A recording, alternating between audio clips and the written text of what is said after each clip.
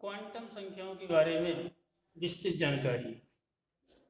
कल हमने आपको क्वांटम संख्या की परिभाषा का वीडियो भेजा था। उस परिभाषा को आपने ठीक से याद कर लिया होगा।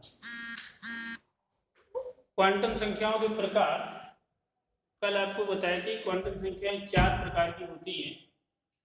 तो सबसे पहले मुख्य क्वांटम संख्या, मुख्य क्वांटम संख्या। इस क्वांटम संख्या को स्मॉल n से प्रदर्शित करते हैं। मुख्य क्वांटम संख्या क्या है? वह क्वांटम संख्या जो किसी परमाणु में इलेक्ट्रॉन की मुख्य कक्षा या ऊर्जा स्तर को प्रदर्शित करती है। मुख्य कक्षा या मुख्य ऊर्जा स्तर को प्रदर्शित करती है, उसे मुख्य क्वांटम संख्या कहते हैं। इसे स्मॉल n से प्रदर्शित करते हैं। इसके मान एक पूर्णांक संख्या होते हैं, जैसे n बराबर 1 2 3 4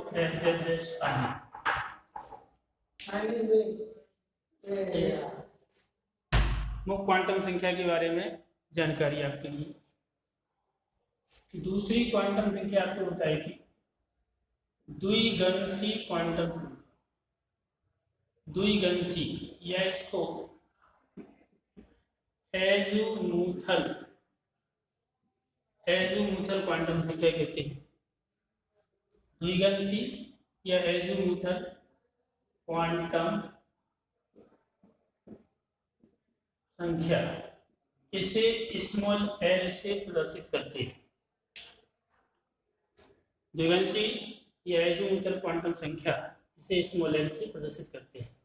इसको परिभाषित करेंगे। वह क्वांटम संख्या जो किसी परमाणु में इलेक्ट्रॉन की उप कक्षा या उप ऊर्जा स्तर को प्रदर्शित करती है। उप कक्षा या उप ऊर्जा स्तर को प्रदर्शित करती है।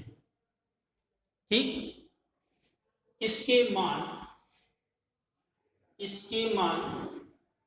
0 से n-1, इसके जो मान है वो 0 से n-1 तक, अर्थात जैसे यदि n बराबर 1 तो l बराबर 0,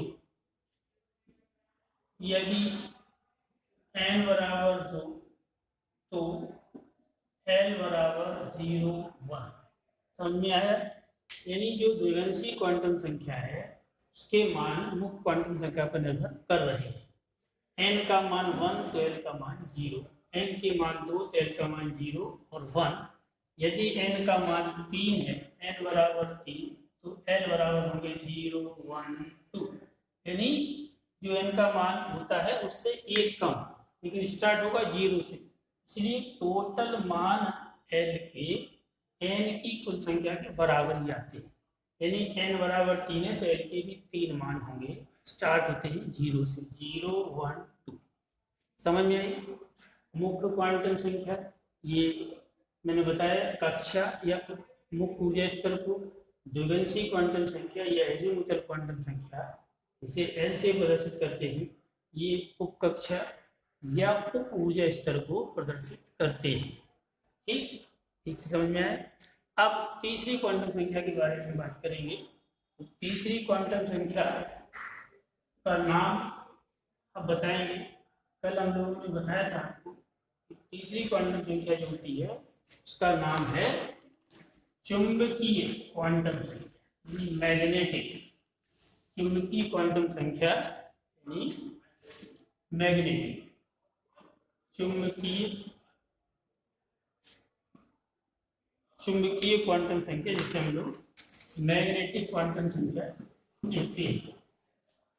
ठीक, अभी चुंबकीय क्वांटम संख्या क्या प्रदर्शित करती है इसके बारे में आप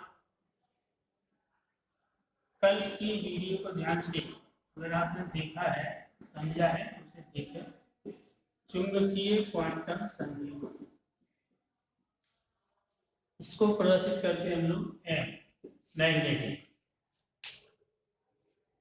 इसकी क्या परिभाषा होगी? वह क्वांटम संख्या जो किसी परमाणु में इलेक्ट्रॉन के अभिविन्यास ओरिएंटेशन को प्रदर्शित करती है, उसे चुंबकीय क्वांटम संख्या कहते हैं। इसे एम से प्रदर्शित करते हैं। इसके मान द्विगंशीय क्वांटम संख्या एल पर निर्भर करते हैं। अर्थात इसके जो मान होते हैं एम बराबर -L से +L तक शून्य सहित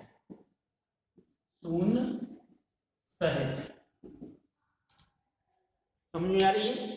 चुंबकीय क्वांटम संख्या के जो मान होते हैं वो -L से +L शून्य सहित। कैसे समझ में आया? जैसे एक एग्जाम्पल लेते हैं। यदि L बराबर 0 तो m का मान क्या होगा? m बराबर भी 0। यदि L बराबर 1 तो m के मान क्या होंगे? -1 से, यानी -1 शून्य से यानी शून्य और +1। ठीक, समझ में आया? 1 है -L यानी -1, शून्य +L यानी +1। ठीक, एक और देख लेते हैं। L बराबर 2 तो m बराबर -2 -1 0। ठीक कैसे हो गए? कुल मान कितने हो गए? L बराबर 2, m के कुल मान हुए 5।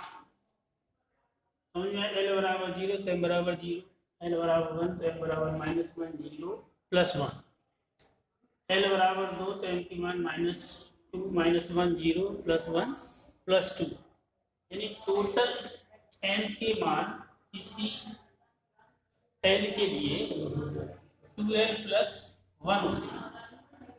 कुल मान समझिए, किसी m के लिए, किसी L के लिए m के कुल मान क्या होते हैं? 2l + 1। समझ रहे? यानी अगर L का कोई एक मान दिया होता है तो L के जो मान होते हैं वो L के मान के दुगने से एक ज़्यादा। अब आप समझेंगे जैसे L बराबर 0 तो 2 × 0 0 हो जाएगा, +1 यानी 1, यानी एक मान आएगा तो m बराबर 0। L बराबर 1 था तो 2 × 1 यानी 2 + 1, टोटल क्या हुआ? 3। तो 3 मान आप देखेंगे -1 0 +1। ठीक, इसी प्रकार इसको भी देख लेते हैं। L बराबर 2 है तो m के टोटल मान की वैल्यू देखनी है तो 2 × 2 +1 यानी 4 + 1 टोटल 5। ये 5 मान देखेंगे -2 -1 0 +1 +2।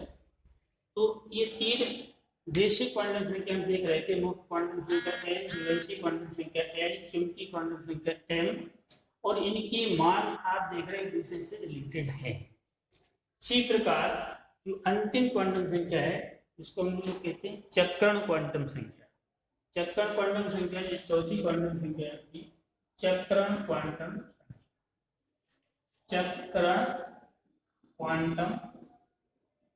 संख्या, इसमें क्वांटम नंबर जिसे हम लोग s से प्रदर्शित करते हैं, इसको परिभाषित करेंगे। ये चक्कर क्वांटम संख्या क्या है? तो इस क्वांटम संख्या के अनुसार ये इसका मेन बेसिक कंसेप्ट क्या है? ये किसी कक्षक में उपस्थित इलेक्ट्रॉन की परिक्रमा, इलेक्ट्रॉन की दिशा को प्रदर्शित करती है।